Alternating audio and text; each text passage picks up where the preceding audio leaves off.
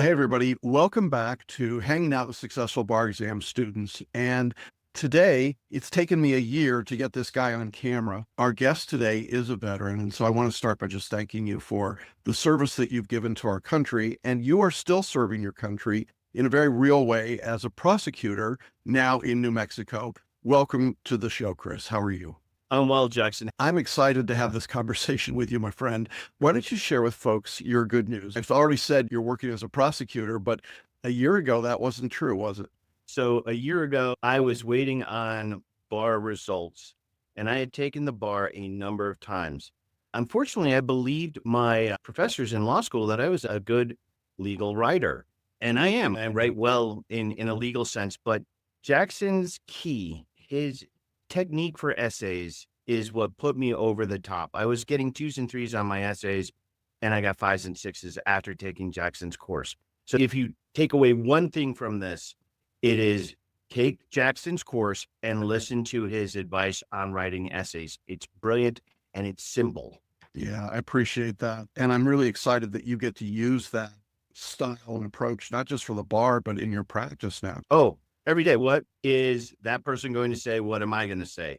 As Jackson pointed out, I am a prosecutor in New Mexico. I'm happy doing my job here. It's fun. I'm still learning, and it's why they call it a practice. I've been doing it for just about a year, and every day you learn something new. Yes, I do use the techniques. Yeah. And it's really exciting to see that come together for you. And just as a side note, I know your daughter has just started law school. And so she's probably coming back and saying, "Oh, Dad, there's this thing called IRAC, and it's so great." Oh, yeah, and then she talks about IRAC and then CRAC or crack, if you want to call it that too. And I'm like, that's all well and good, but when it's time to take the bar, you're going to meet Jackson Mumey. I want to circle back when you and I first met, and it stayed with me because at that time, as you already mentioned, you had taken the bar previously to get the number that you needed. And I think it would be fair to say that you were angry at that point, angry at the system, angry at the bar exam, just angry generally. Is that a fair assumption on my part? Absolutely. Everybody calls the bar exam hazing. And a lot of people don't understand. It's like medical boards. You have to pass the bar to become an attorney. And I worked my butt off in law school. And I went to Afghanistan twice just to get the right to go to law school. So here I am. I went to law school. I got good grades in law school. And I was precluded from practicing my chosen profession because of a test that does not test your ability to be a good attorney. So I took it and I took the big box stuff. I won't mention other names, but there are two very large ones that you know. And I took both of them and they literally just reiterate what you learn in law school. IRAC is fine, it's sufficient. And I found out through Jackson that the reason why they do that is they don't have the time to go back and correct years of institutionalized training that you get while in law school. But if you read the instructions for the essays, especially, it is not IRAC and it is not crack. And Jackson has the technique and he walks you through how to analyze what they're looking for. Yeah. And I appreciated that a certain period of back and forth between you and me began to see you start to recognize that you could do this. I think you always knew you could do it, but you were so frustrated, you were so angry at the system that getting you to trust me enough to follow through and do it was a challenge at first. But then you began to see the results, didn't you? As you were starting to work, you could see your work was getting better. And you started to lean into that a little bit instead of fighting it so much. Very true. And if you're going to do something over and over again, exactly the same way, you can expect the same results. Not only did I lean into the way you, Jackson, taught me how to do it, but writing the essays became easier and faster. And suddenly you weren't going, oh my gosh, I have 5 minutes to finish and I haven't even made my point yet. No, it's a brilliant system that you have. And I'm surprised that they haven't clubbed you over the head and tried to buy it from you even more so than they probably already have. But Yeah. well, I was, I think, interested in the personal journey for you because I think that there was this enormous personal growth that happened. You were, based on your military background, you were disciplined and hardworking. And I knew that every day you were going to come in ready to have done the work. You had done the assignments, you were doing the things that needed to be done. but it was a grind for you. It was really a struggle for you to wrap your head around what you had to do and why it wasn't coming together when you put in all that effort. And there was a transformation over a period of time, wasn't there? You didn't stop working. You worked just as hard all the way through, but something else happened along the way, I think, for you. You can put in the time. And I know there are people that are comfortable studying at home. For me, ever since I was a kid in elementary school, I liked going to the library. And I found they had a little tiny meeting room that the librarians just let me use as my own little personal office. And I went every day. They opened at 9 and they closed at 8. And yes, I took my breaks and I would go for a walk, but I dedicated that Yeah. time. You have to put in the time. And then the frustration we're talking about is putting in that time, putting in enormous amounts of work and getting results that just weren't panning out. And the frustration came from, hey, you got B pluses and A minuses in 3 different legal writing courses in Right. law school. Why is this such an issue? And the transformation came when I saw, when actually, Jackson, you gave me the keys to the kingdom and you said, read the instructions. Those instructions, if you don't get it, everyone, please listen to me. Jackson lays out over a half hour what the instructions say. And nowhere in the instructions do they say they want to see an IRAC or a CRAC. Listen to Jackson's instructions, especially on the writing. You have to do all the other work. But for me, putting me over the top. And when I take it again, because I'm going to take it probably in this upcoming July season, just to have more opportunity. And my daughter's in California, so I'm probably going to take one of the hardest bar exams in the United States, the California bar, just so that I'm leading by example. And I will be calling Jackson up again to do the California bar through his course. I appreciate that. And yes, that is a challenge. And I want to talk about this idea of modeling for a minute because it comes up pretty frequently. I've been doing this for so many years that I now have had the opportunity to work with the offspring of the students I originally had. It's very flattering and humbling to me. I remember you talking about your daughter, and what it meant for her in college at the time to see dad not giving up and taking on this big, scary, hairy test and just struggling through it, fighting through it to find a solution. Can you talk a little bit about?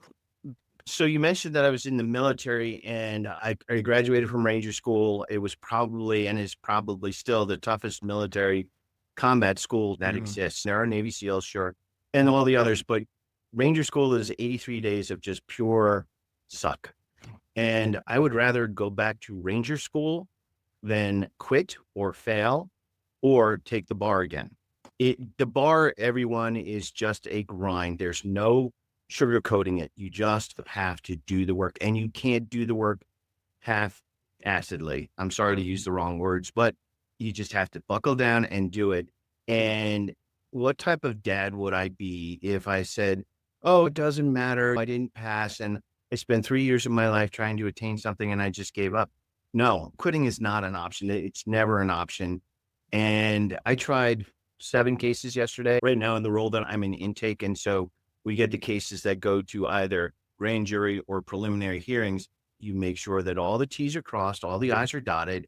You make sure you have everything lined up per case so that when you go before the judge and you go up against seasoned attorneys, you're prepared, and preparation actually makes life easy. My daughter actually was studying for the LSAT while I was studying for the bar.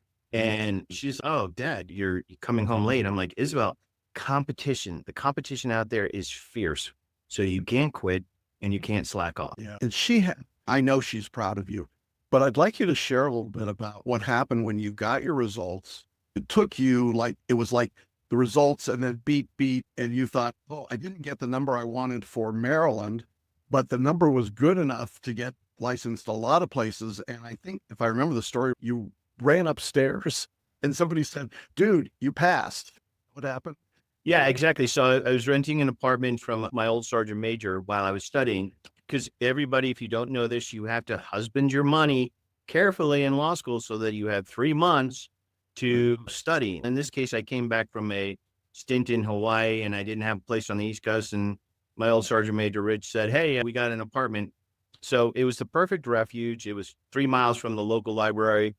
And beautiful place, stunning. And the northern Maryland is just gorgeous. And so a good place to study, peace and quiet. And I got my results back and I was like, I missed Maryland by 2 points. And so I went upstairs, Moby Joe, and I was like, "Hi, guys." And Rich and his wife, Gail, were sitting there, and they said, "How'd it go?" And I was like, "I didn't pass." And so Rich is a very smart man. He said, "What'd you get?" And I said, "I got a 264." He's like, "You passed in a bunch of states." And I was like, "Oh my God," the light bulb went off. And I was like, "Holy." So, guys, if you think that, "Oh, I failed and boohoo, woe is me," try 5 times. All right. Yeah. And I'm a good attorney. I'm not great. I'm new at it, but I can do this job. And the one thing that was stopping me was a test that doesn't test how good of an attorney I'm going to be. Didn't even test how well I did in law school. It tests how well you take one specific test. That's right. And once we got your focus in the study on the parts that mattered, and then I remember the phone call with you when it was like, "Oh, yeah, I passed." They're like, "Hello, really?" And then the serendipity of it was, I don't think it was a couple weeks later, an old friend of yours in New Mexico contacted you. I hope I'm getting the story right, and said, "Hey, you want to come out here and apply for a job?" So you left Maryland to go to New Mexico. When I see your Facebook posts, you seem to be loving it out in New Mexico. Am I true? Is that right? Yeah, I called an old friend of mine from law school, another veteran. Older veterans, by the way, have more difficulty taking this test. You're a vet and you're taking this, and you're older than your peers. You're going to have to work a little bit harder because we're a little more solidified in the way we think. We have the work ethic, we have the brains. It's just be open to how Jackson suggests you take this test, not what you learn from the big box providers, nor in law school. Right. So, yeah, I called up my friend John and I said, "Hey, I passed." And he's like, "Great. What'd you get?" And I told him, and he said, "That's good enough for New Mexico. Do you want a job?" And I said, "I'd love a job." And he said, "Let me make a phone call." About a half hour later, he called me back. He said, "Yeah, here's the number. Give them a call." I called them and they set up an interview. It was like in 2.5 weeks from where that moment was. And that was around December 3rd. And they hired me for more than I expected because of my seniority. I'm in my 50s. I have a world of experience aside from being just quote unquote a baby attorney. And I started working literally a month later. And everyone listening to this, if you have failed once or twice, do not give up. Keep going. Try a different tactic. That's all I'm saying. Yeah. And I think that your story is a real testimony to that perseverance, that dedication, but also the willingness to find a solution, right? That you were not, even though you had tried, you had worked hard, you recognized that doing the same thing again was insanity. And so you were willing to make the switch and adopt those changes and then see it through. The reason I've been pestering you for a year is that I know that there are people out there, Chris, who are ready to give up. The bar sucks. It's terrible. It's never been worse than it is right now. And there's so much uncertainty and so much going on. And yet, when you realize that you had won, it was all worth it, wasn't it? I am happy in my job. I've had a number of jobs. I was an investment banker in New York. I was a director for a Fortune 50 company, financial company, captain in special forces. And I've had a number of jobs. This one is satisfying. I live in New Mexico and I try my very best to put people who are a menace to society away. So I'm still serving my country and I enjoy that and it's worth it. I wanted to bring up one thing. If you keep doing the same thing over and over again, I've studied military history and I studied history in undergrad. The Battle of Bloody Ridge on Guadalcanal always came to my mind. The Japanese kept using the same technique and they kept failing. They couldn't pierce the perimeter. And Chesty Puller went down and got the cooks and the medics and said, "Grab your rifles, come up to the ridge. We've got to hold this line." So he didn't quit. And had he quit, he would have been overrun. Had I quit, I would have been just overrun by all that time, all that energy, all that money. And I don't want you to quit. Try a different tactic. If Barbary and Themis are not working for you, try a different tactic. And that tactic is learning how to get 50% of your grade easily. Go from 2s and 3s on your essays to 5s and 6s. And then, your life you'll go, "Oh my God, I had all the easy parts done. And then my writing, which was the hard part, became easy." And then you'll pass. Oh, I don't think I can say anything better. Chris, I'm proud of you. I know you, and I consider you a dear friend and one of my favorite students in over 30 years of teaching. And I have watched your journey, great satisfaction as a teacher and a mentor and a friend. And I know that really you're just getting started. You've talked about some of the things you did before law school, and they are noteworthy. And I don't expect anything less from you in this profession. You've already started to make a mark, even in your first year. And I'm excited about what you and Isabel will be able to do in law together over time. But for those of you who are watching today, I hope that this is inspiring to you. If you do what we ask you to do, if you follow the structure that we're giving you, and if you apply yourself, as Chris did, you can get the result you want. And it's not a matter of or just happenstance. It is literally making a choice to do it differently and then following through and executing that approach. And to say I'm proud of you, it's not quite enough. And yet I am very proud of you. And I know that there will be people watching today who will be re-inspired to go back out and try. So thank you so much for sharing your story and for continuing to serve in a very real sense and making a difference in our world. So thank you on behalf of all of us. Jackson, from the bottom of my heart, thank you. Just do what he tells you to do. Remember, I took the darn test 5 times, and it's not intellect, and it's not the education, it's not where you went. It is using the right skills and the right tools to pass it. And Jackson gives you those skills and tools. Thanks so much. I appreciate it. And to all of you in our audience, thanks for being with us today. We'll say goodbye for now. Take care, everybody. Bye, Jackson. Thank you.